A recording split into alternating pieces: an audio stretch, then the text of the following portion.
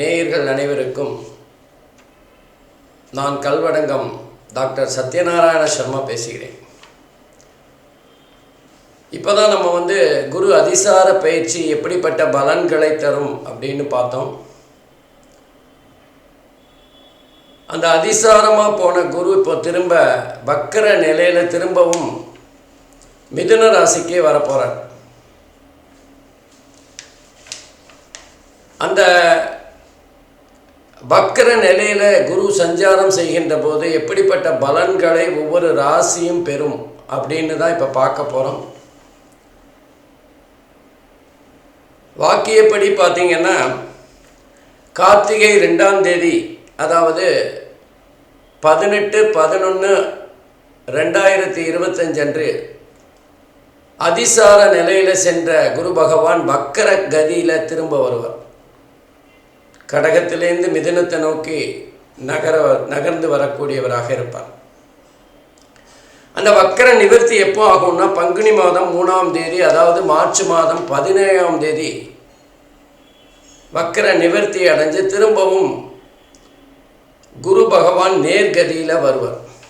அப்போது இந்த ஒரு 3 மாதம் 120 நாட்கள் சராசரியாக பார்த்திங்கன்னா குரு பகவான் வக்கர நிலையில் சஞ்சாரம் செய்வார். அதே திருக்கணிதப்படி பார்த்திங்கன்னா நவம்பர் மாதம் 11ஆம் தேதி 2025 அன்று குரு பகவான் வக்கர கதியை தொடங்குகிறார். அதே 11ஆம் தேதி மார்ச் மாதம் 2025 அன்று 26 குரு பகவான் வக்கர கதியில் சஞ்சாரம் செய்வதை நிறுத்தி நேர்கதியில் சஞ்சாரம் செய்ய தொடங்குவார். அந்த நேரத்தில் குரு பகவான் மிதுன ராசியில் இருப்பார்.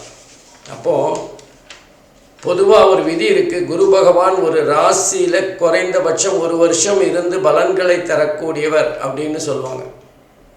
ஏன்னா வருட கிரகங்கள் அப்படிங்கிறது குரு பகவான், சனி பகவான், ராகு, கேது தான். ஆனால் இந்த தடவை குரு பயிற்சியில் ஒரு 3-4 மாதங்கள் இந்த மாதிரி அதிசாரம் வக்கர நிலை இதிலெல்லாம் போயிடுச்சு. அப்போ ஒரு ஜாதகத்தில் குரு பகவானோட இந்த அதிசார பயிற்சி, வக்கர பயிற்சி இதெல்லாம் எப்படிப்பட்ட பலனை தரும் அப்படின்னு பார்க்கறது தான் இந்த பதிவோட நோக்கம். உதாரணமாக சொல்லணும்னா, இப்போ நம்ம நேராக நடந்து போகிறோம் ரோட்டில், நம்ம வேகமாக நடக்கலாம், மெதுவாக நடக்கலாம், நமக்கு எதிர்த்தாப்பில் வர்ற அந்த டிராஃபிக்கை பார்த்து நம்ம வசதியாக நடந்து போகலாம். ஆனால் அதே நேரத்தில் நம்ம பின்னோக்கி நடக்கிறோம் அப்படின்னு ஒரு உதாரணத்துக்கு ஒரு கற்பனைக்கு வச்சிருந்தாலும் நம்மளோட நடையில் ஒரு தயக்கம் இருக்கும், தைரியமாக நடக்க முடியாது, நமக்கு எந்த மாதிரியான சூழ்நிலைகள் சூழ்ந்திருக்குன்னு புரியறதுக்கு ரொம்ப கஷ்டப்படும். நம்ம வேகமாக நடக்க முடியாது, நம்ம காலே நம்மளை தடுக்கும்.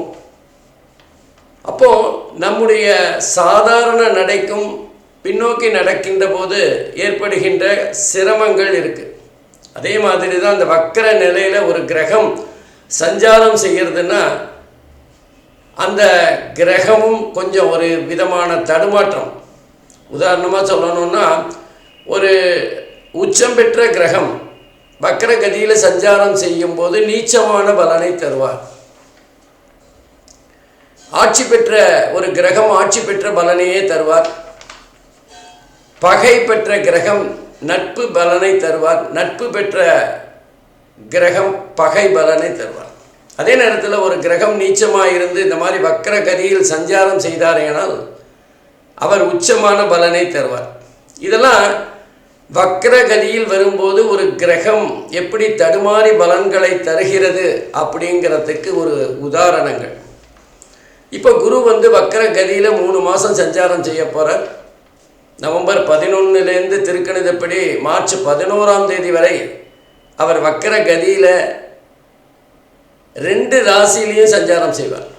கடக ராசியில் கொஞ்ச நாள், அதுக்கப்புறம் மிதுன ராசிலையும் கொஞ்ச நாள் சஞ்சாரம் செய்வார்.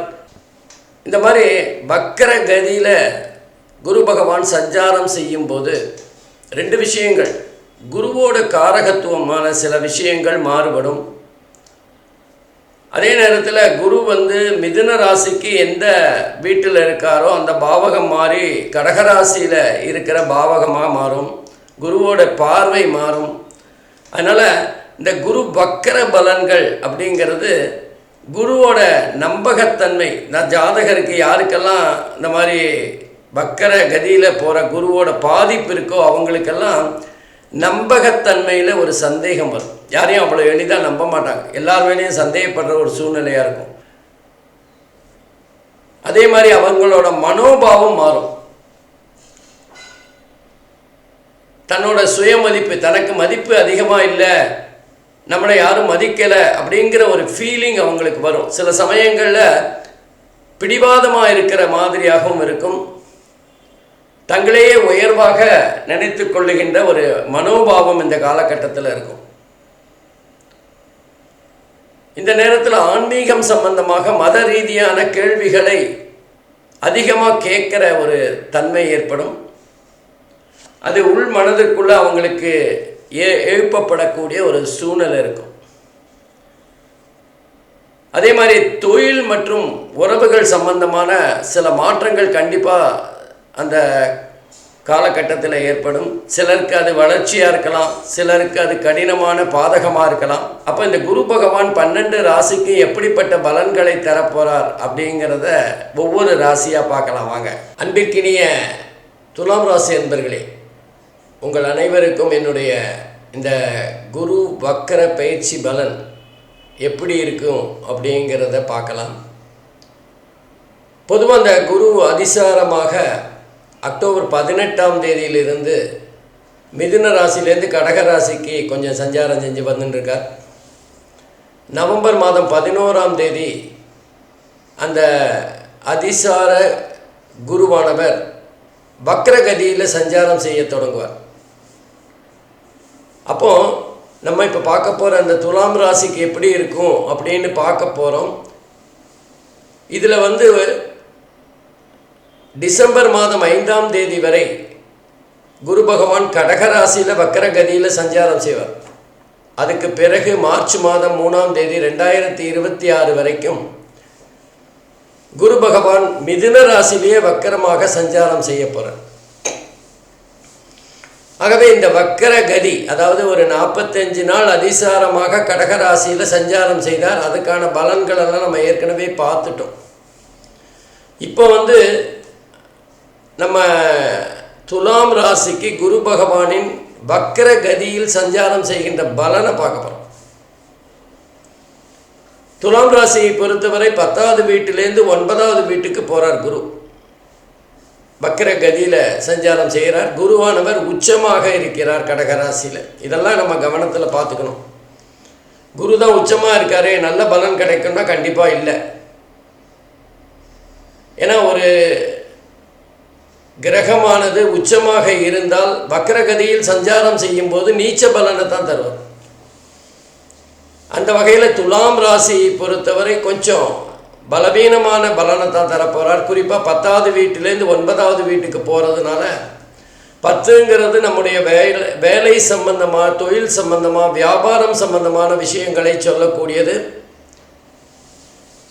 வேலையில் சில அழுத்தங்கள் அதிகமாக இருக்கும். அது மாத்திரம் இல்லாமல் 10வது வீடு அப்படிங்கிறது நம்முடைய உடல் உஷ்ணத்தையும் சொல்லக்கூடிய ஒரு இடம். ஆகவே ஜாதகர் அந்த காலகட்டத்தில் உடல் உஷ்ணம் சம்பந்தமான சில பிரச்சனைகளை சந்திக்க நேரிடும். அது மாத்திரம் இல்லை, நம்ம வேலையில் கொஞ்சம் கவனமாக இருக்கணும். நம்ம நல்லா தானே வேலை பண்ணுறோம், யாருக்கும் எந்த விதமான தப்பும் செய்யாமல் தானே வேலை பார்க்குறோம். அப்படிங்கிறத விட நம்மளை சுற்றி நிறைய பேர் இருக்காங்க, அவங்க நம்மளை முட்டி தள்ளிட்டு மேலே ஏறக்கூடியதாக இருங்கப்பான். அப்போது நம்மளை மீறி சில விஷயங்கள் நடக்கும். நம்முடைய நல்ல எண்ணங்களையும் மீறி சில விஷயங்கள் இந்த காலகட்டத்தில் நடக்கும். அது மாத்திரம் இல்லை, நம்ம வேலையில் ரொம்ப ஸ்ட்ரிக்டாக இருக்கோம், வேலையில் தப்பு செய்கிறவங்களை நம்ம உடனுக்குடனாக கண்டிக்கிறோம் அப்படிங்கிற பட்சத்தில் இது உங்களுக்கு சோதனையான காலமாக இருக்கும். உங்களால் பாதிக்கப்பட்டவங்க உங்களுக்கு எதிராக திரும்புகின்ற ஒரு காலகட்டமாக இருக்கும். இன்னும் சொல்லப்போனால் உங்களுடைய திறமையும் தாண்டி உங்களை சுய பரிசோதனை செய்ய வேண்டிய ஒரு காலகட்டம் இது. கொஞ்சம் கவனமாக இருக்கணும். நம்ம பணத்தை எங்கே கையாளும் போது கூட ரொம்ப கவனமாக இருக்கணும். அதுவும் அலுவலகத்தில் அலுவலக பணத்தை நம்ம கையாளுகின்ற போது ரொம்ப ரொம்ப கவனமாக இருக்கணும். நம்ம பண விஷயத்தில் ஏதாவது தீங்குகள் வரக்கூடிய வாய்ப்புகள் இருக்குது. 9வது வீடுங்கிறது பாக்கியஸ்தானம், 10வது வீடுங்கிறது ஜீவனஸ்தானம். அந்த பாக்கியஸ்தானத்தில் பாதிப்பு ஏற்படுகின்ற வகையில் சில சங்கடங்கள் வரக்கூடிய வாய்ப்புகள் இருக்குது.